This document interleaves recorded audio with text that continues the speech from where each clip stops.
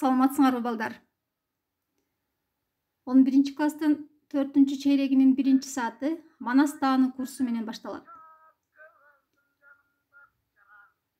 Бүгүнкү темабыз Манас эпосунун сюжети, өзөк окуялары, башкы образдары, эпостун негизги окуялары жана идеясы. Балдар, Манас эпосу жөнүндө силер 8 класста маалымат алгансыңар. Ошондой болсо да 11 класска келгенде Манас тааны курсун өтүп, Манас эпосун жыйынтыктап жана системалайбыз.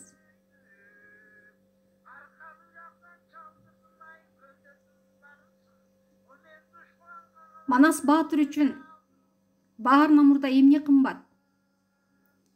Эмне ыйык деп ойлойсуңар? Албетте, биринчи иретте ата журт ыйык.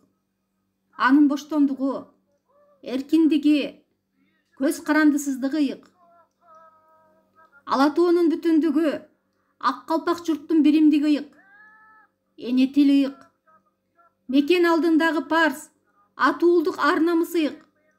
Манас эпосу мына ушундай ыйык дөөлөттөрдү, бийик идеяларды көк асабадай желбиретип көтөрүп, укумдан тукумга өткөзүп келген.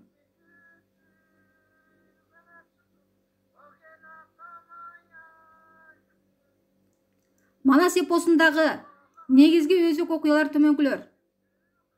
Манастын төрөлүшү, Манастын алгачкы эрдиктери, Алтайдан Ала тоого көчүү, таласты калмактардан бошотуу, Алмамбеттин окуясы, Манастын үйлөнүшү, Көз камандар окуясы, Көкөтөйдүн ашы жана чоң казат менен Манас эпосу жыйынтыкталат.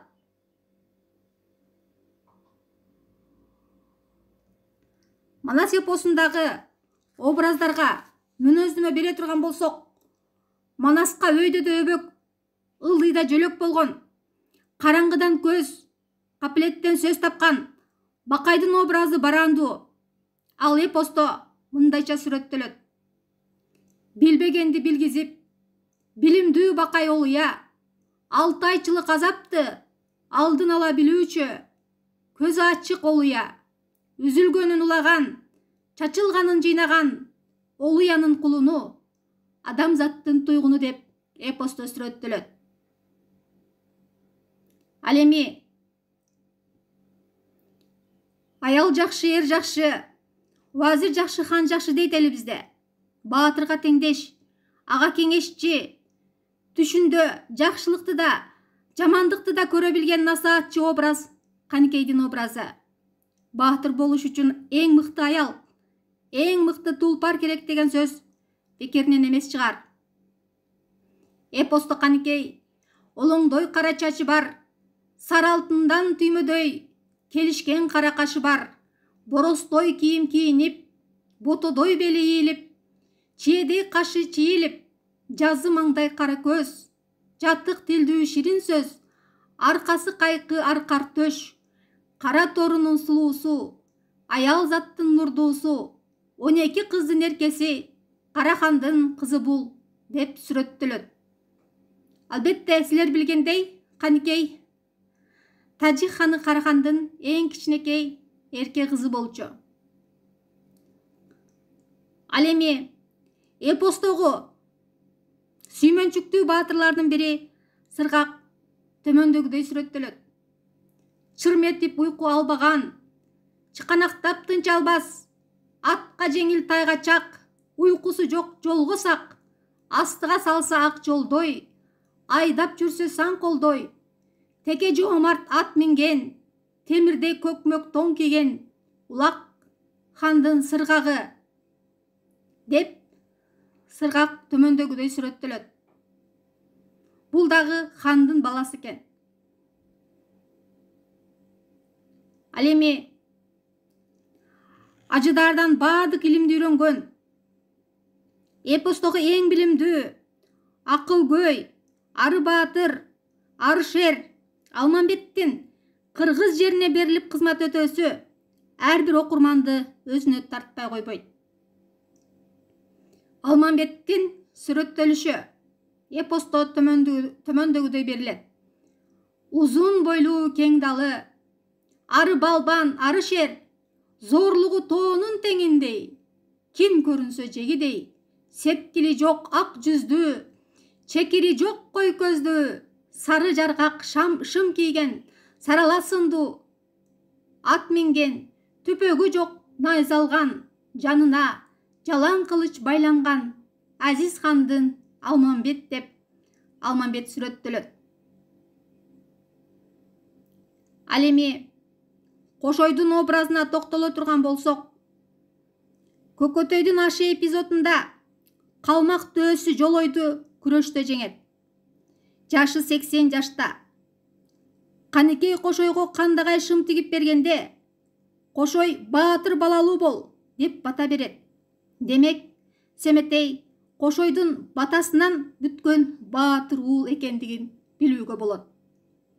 Кайран Кошой атаңар, тоодой Жолой балбанды, томкоруп жерден алганы, көтөрүп жерге уруптур, бул чуңу бука белиндей, бул кушканды жегидей, деп 80 жашка келсе дагы кайрат күчүнөн талбаган адам экенин көрүүгө болот.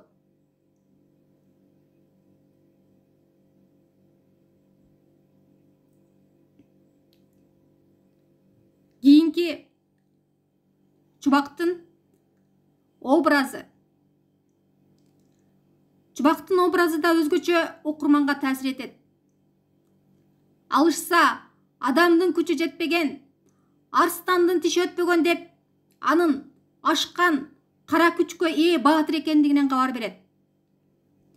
Көк ала сындуу ат минген, көк рапыс тон кийген, ач кыйкырык куу сүрөөн, алышса адамдын алы жетпеген, арстандын тиши өтпөгөн, ок жетпестен ат минген, ок өтпөстөн тон кийген, касаба колдо калкылдап, кан ишчүү кара таш кесер, колунда турат жаркылдап, кирип келген душманга күркүрөп жеке кол салган ак балтанын чубагы деп Чубактын ашкан баатырдыгы ушундайча сүрөттөлөт.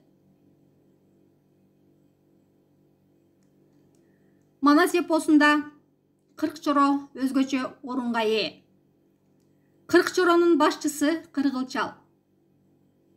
Андан кийинки Кыркчоронун аттары Агыдай, Ажыбай, Алмамбет, Алаке, Алтай, Атай, Бозул, Бообек, Бөгөл, Көрбөн, Жайнак, Жайсаң, Жоорунчу, Кадыр, Кайгыл, Калкаман, Эламан, Кербен, Кошабыш,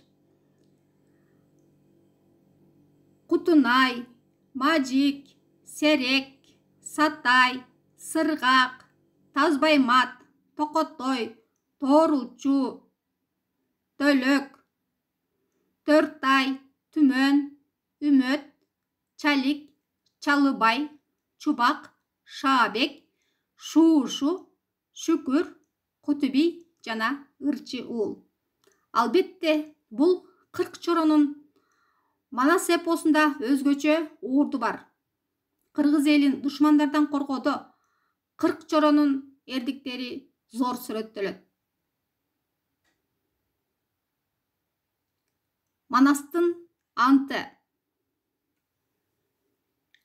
6 сан аман турганда, ыйык кыргыз жеримди, душмандын буту баскыча, асыл кыргыз жеримди, тебелетип бөтөнгө, кор кылып карап жаткыча, туулбай туна чөгөйүн. Тирүү жүрбөй өлөйүн, аткарбасам антымды, төшү түктүү жер урсун, көкө теңир өзү урсун, төбөсү ачык көк урсун деп, Манас ата журт алдында ант берет. Мындан Манастын эл жер үчүн канын, жанын аябаган мекенчил баатыр экенинин далили. Бүгүн кыргыз эли дал Манастай мекенчил жигиттерге суусап турган чагы. Манастын теги. Жакып хан атасы, Ороздук хан чоң атасы, Ногой хан бабасы, Көгөй хан бубасы, Түбөй хан кубары, Байгур хан жотосу, Аланча хан жетеси. Демек, жети атасы Аланча ханга барып токтойт экен. Огуз хан задиси, Кара хан теги. Демек, теги Кара хан. Андан кийинки ылдый санай турган болсок, Манастын баласы Семетей, небереси Сейтек, чөбөрөсү Кенен Сарык, кыбырасы Кулан Сарык, тыбырасы Сейит, чыбырасы Асылбача, зебереси Чигиттай, эбереси Сомбилек, жебиреси Чигиттай. Мына ушундайча Манастын теги. Балдар, эми тапшырма алып алгыла.